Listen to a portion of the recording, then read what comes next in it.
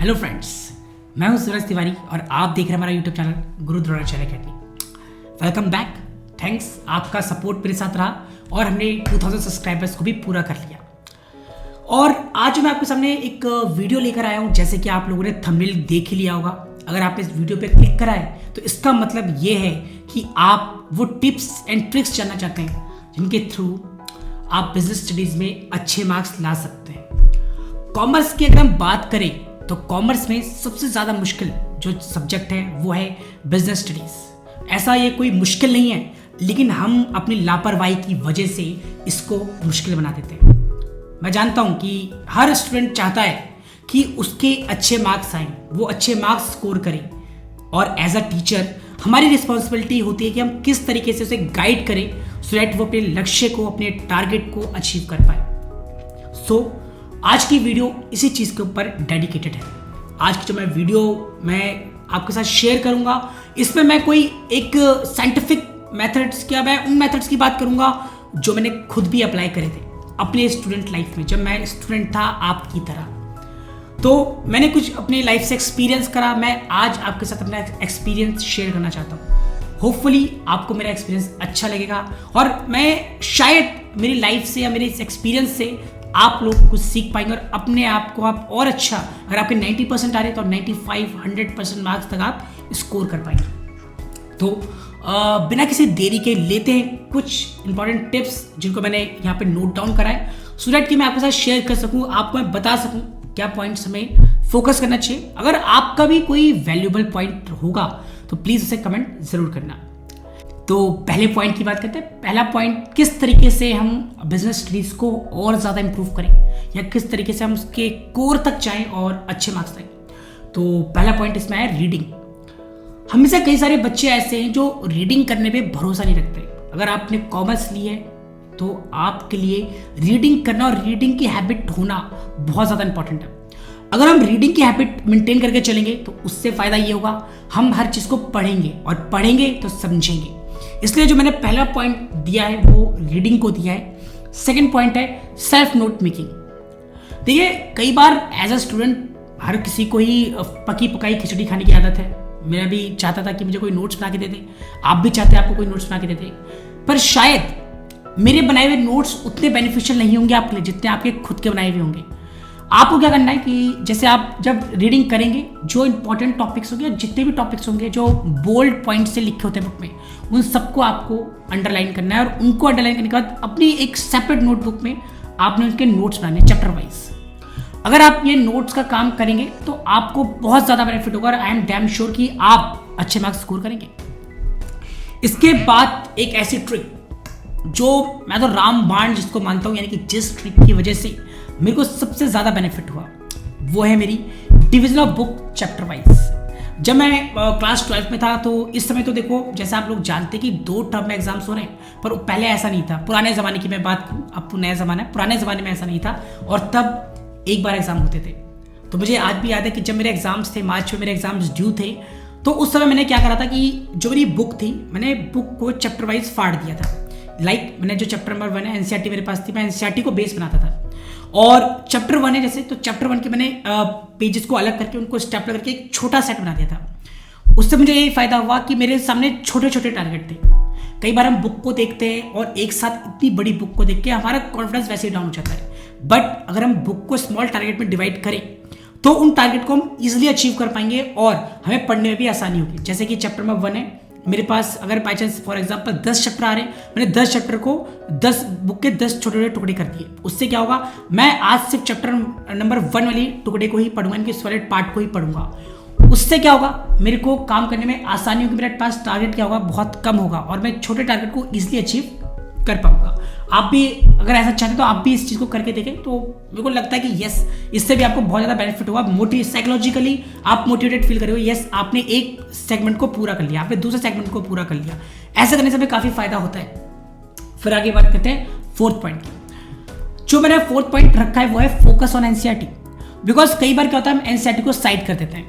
हम कहते हैं नहीं यार एनसीईआरटी है, ये है वो, नहीं, NCERT is the best book. अगर आप लोग एनसीईआरटी से तैयारी कर रहे हैं तो बहुत कुछ आप स्कोर कर रहे हैं। आप देखिए जितने भी बोर्ड के एग्जाम होते हैं, 10th के हो या 12th के हो, किसी भी सब्जेक्ट के हो, वो सारे के सारे एनसीईआरटी से 80 to 90% आते हैं। मैं मानता हूँ कि शायद हो सकता है कि 10% पॉइंट थोड़ा सा मुश्किल आ जाए, पर 80 to 90% डायरेक्ट एनसीईआरटी से आता है। पर दिक्कत क्या है, हमें पता है एनसीईआरटी से आएगा, पर एनसीईआरटी से हम तैयारी करने को राजी नहीं है। इसलिए जो आपका मेन फोकस होना चाहिए वो किस पे होना चाहिए, फिर एनसीईआरटी पे। फिर आती है रेफरेंस बुक और साइड बुक। कई बार हम एक सबसे बड़ी एक गलती हमसे होती है जिसके ऊपर एक कहावत भी है, too many cook spoil the food. कई बार आप क्या करते हैं कि ये वाली बुक भी ले ली, वो वाली बुक भी ले ली, अरे इतनी सारी बुक का करोगे क्या। अगर आप किसी एक रेफरेंस बुक पे फोकस बना के चलोगे तो आप काफी अच्छा स्कोर कर लोगे। कोई भी राइटर की आप बुक पकड़ लीजिए, अगर कोई भी राइटर मार्केट पे अवेलेबल है, यानी कि उसके पास काफी अच्छी नॉलेज है, तभी उसने अपनी बुक बनाई है। आपको क्या करना है, आपको अपने राइटर पे फोकस करना है। आप किसी भी ऑथर, किसी भी राइटर की आपने बुक लिया, आपको उसको फोकस करना है, आपको उसको इंपॉर्टेंस देनी है।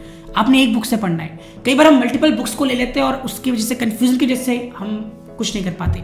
इसलिए रेफरेंस बुक लो, पर किसी एक राइटर पे या फोकस करो। फिर नेक्स्ट पॉइंट जैसा आया सैंपल पेपर। देखिए, एक स्टूडेंट को सैंपल पेपर करने की बहुत ज़्यादा जल्दी होती है कि नहीं मुझे सैंपल पेपर करने हैं, पर सैंपल पेपर करने का भी एक वक्त होता है। सैंपल पेपर तब करो जब आप सारा कोर्स पूरा कर चुके हो। अगर आपने कोर्स ही पूरा नहीं करा, आप सैंपल पेपर का क्या करोगे, कुछ नहीं। सैंपल पेपर आपके लिए किसी काम के नहीं है। Main focus should be on first course complete. पहले एनसीईआरटी से, रेफरेंस बुक से, after that sample paper. Sample paper पे करो ध्यान, पर लास्ट में जब सैंपल पेपर हो जाएंगे तब यानी कि आपकी तैयारी हो चुकी है। सैंपल पेपर में आपको क्या करना है, सीबीएसई का जो लेटेस्ट सैंपल पेपर सीबीएसई ने इंटरनेट पे अवेलेबल कराया है उसको भी जरूर करना, बिकॉज उससे भी मैं ये तो नहीं कहूँगा सेम टू सेम क्वेश्चन आएंगे, पर हाँ आपको एक ओवरव्यू हो जाएगा कि सीबीएसई किस टाइप के क्वेश्चन पूछ रहा है। इसके बाद लास्ट में सबसे इंपॉर्टेंट चीज़ जो आई है वो है आपका एटीट्यूड। देखो बच्चों, एक चीज़ याद रखना, शायद इस वीडियो को कोई बच्चा फर्स्ट डे ही देख लेगा, कोई बच्चा एग्जाम से 3 दिन पहले देखेगा, कोई एग्जाम से शायद 1 दिन पहले देखेगा। एक चीज़ हमेशा याद रखना, इट्स नेवर टू लेट। कभी भी देर नहीं होती।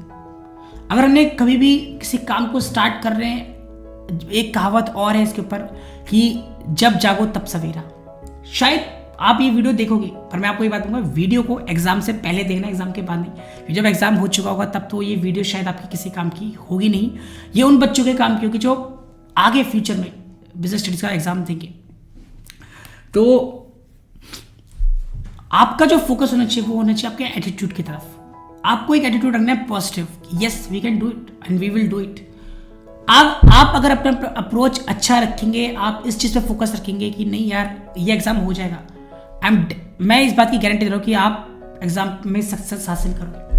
मैं आपके साथ अभी एक स्टोरी शेयर करता हूँ। जब मैं क्लास 12th में था, मुझे याद है, और फाइनेंशियल मार्केट चैप्टर था बिजनेस स्टडीज़ का, यूनिट 2 का। तो वो चैप्टर मेरा तैयार नहीं था। मैं अगर सच बोलूँ तो बोर्ड के पेपर से 1 दिन पहले भी मेरा वो पेपर तैयार नहीं था, वो चैप्टर तैयार नहीं था। फिर मैंने क्या करा कि जब मेरा चैप्टर तैयार नहीं था तो मैंने सोचा कि यार आज, अब तो सुबह उठा मैं 9 बजे, मतलब 9 बजे तक मैं घर से निकल रहा था एग्जाम के लिए। मेरा सेंटर पास में था, मैं फरीदाबाद में पढ़ता था अशोक मेमोरियल पब्लिक स्कूल में, और मेरा सेंटर जो था वो DAV 30 सेक्टर में था।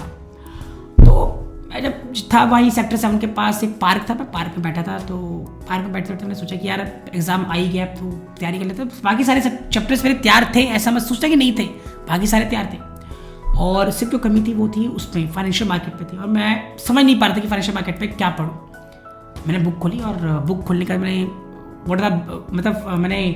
प्राइमरी मार्केट के बारे में थोड़ा सा पढ़ा। मैंने बुक खोली जैसे, और मैंने बुक खोलने के बाद बोला, मैंने कहा कि भगवान ये पढ़ रहे हैं और शायद यही आ जाए, और बिलीव मी, और वही पेपर में आया। मैंने प्राइमरी मार्केट के बारे में थोड़ा सा पढ़ा और वही टॉपिक मेरा एग्जाम में आया, क्योंकि God help those who help themselves. अगर आप कुछ पढ़ेंगे तभी तो चांस होंगे आप पेपर में से कर पाएंगे। अगर आपने कुछ पढ़ा ही नहीं तो आप कहाँ से उसको कर पाएंगे। इसलिए हमेशा एक चीज़ याद रखना कि अपने एटीट्यूड को अच्छा रखना। It's never too late. कभी भी आप तैयारी करो। शायद आप मैं कह रहा हूँ कि आपने 10 टॉपिक पढ़ोगे, आप 10 चैप्टर से वही 10 आ जाए, बट पढ़ो तो, कोशिश तो करो स्टूडेंट्स। तो ये तो मेरा एक पर्सनल एक्सपीरियंस था। होपफुली आपको एक्सपीरियंस पसंद आए। मैं आपके सामने कोशिश करूंगा आपसे कि हर हफ्ते अपने पर्सनल एक्सपीरियंस आपसे शेयर करूं, सो दैट कि आपको मैं बता सकूं मेरी लाइफ कैसी थी एज अ स्टूडेंट, में उस समय क्या सोचता था। और रही बात एट द एंड, मैं ये भी बता दूं कि मेरे 85 मार्क्स आए थे इसमें बोर्ड एग्जाम में। मेरे 85 मार्क्स आए थे और मैंने 2 मंथ्स प्रिपरेशन करी थी इस मार्क्स के लिए। शायद मुझे गाइडेंस करने वाला कोई होता मैं 85 या 95 भी ला देता, पर तब नहीं। मैं तब ना मेरे पास एक्चुअली कॉमर्स विद मैथ्स थी, तो मैं मैथ्स पे और अकाउंट्स पे ज़्यादा फोकस करता था। मैं बिजनेस स्टडीज़ पे या इकोनॉमिक्स पे इतना फोकस नहीं करता था, और ये मेरी गलती थी, मेरी कमी थी। और मैं नहीं चाहता कि जो मुझसे कमी रही वो आप में भी आए। मैं तभी अपना एक्सपीरियंस आपके साथ शेयर कर रहा हूँ, सो दैट कि बिकॉज हमारे पास इतना टाइम नहीं होता कि हम दूसरों की करी हुई गलतियों को दोहराएं। आपके साथ मैंने अपना एक्सपीरियंस शेयर करा। अगर आपको ये एक्सपीरियंस वैल्यूएबल लगे, फ़ायदेमंद लगे, तो चैनल को सब्सक्राइब करें, वीडियो को लाइक करें और अपना प्यार ऐसे ही बरकरार रखते रहे। मुझे बहुत खुशी हुई। Thanks for 2000 subscriber once again. मैं सूरज तिवारी, मिलूंगा आपसे नेक्स्ट वीडियो में, तब तक ले गुड बाय।